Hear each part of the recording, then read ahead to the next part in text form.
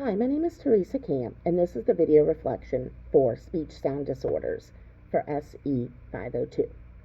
Speech sound disorders, or SSD, as I will refer to it, is when a person, usually a child, has difficulty producing sounds correctly.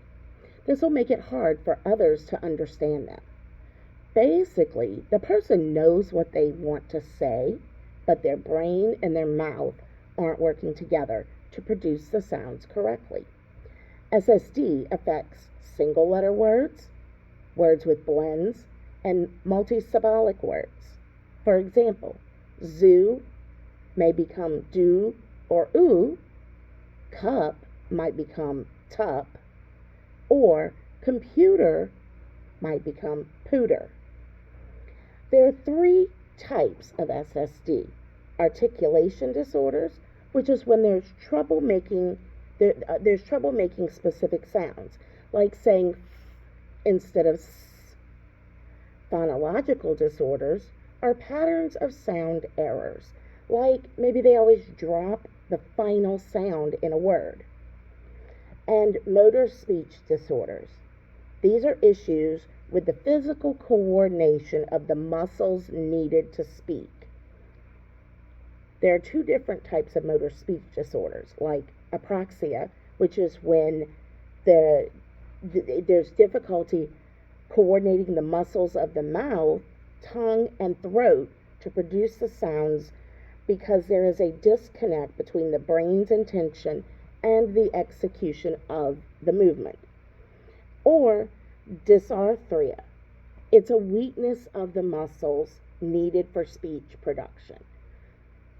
This is often caused by a neurological condition or possibly an injury that affected the brain and or nervous system. I personally have a lisp, which affects the way certain words are pronounced. I can say words correctly because I have awareness and I've practiced. But sometimes if I'm speaking too fast, they do come out incorrect. Now, looking back, I've had quite a few students with SSD. Some of them received speech services, but many of them did not. They were left undiagnosed. Until now, I had no idea how to recognize SSD in most cases, unless it was blatant or very distinguishable. Like many, I thought it was cute when my students said pooter instead of computer. Now, I would correct him and help him practice fixing it, but I didn't do much else because I didn't know. I was unaware that it was a specific type of speech disorder.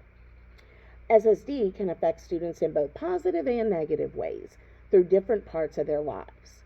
It can affect communication, it can affect self-esteem, social interactions, and of course academic performance. There are positives and negatives for all. In communication, there's difficulty being understood, which will cause frustration and possibly a desire to avoid speaking. However, it can also help them become great listeners and spur creativity. Self-esteem is when students may feel different or have low confidence as a result of bullying or even teasing. However, if they can overcome their challenges with support, it can build resiliency and self-pride. Social interactions, those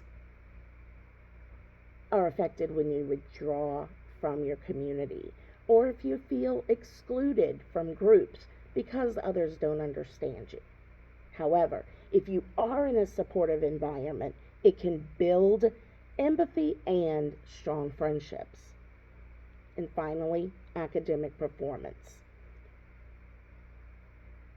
When we have struggles with phonics, reading, and spelling in early grades, that is when it begins to affect our performance academically. But if the students are diagnosed and receive early intervention, over time they can improve literacy and have academic success. Thank you.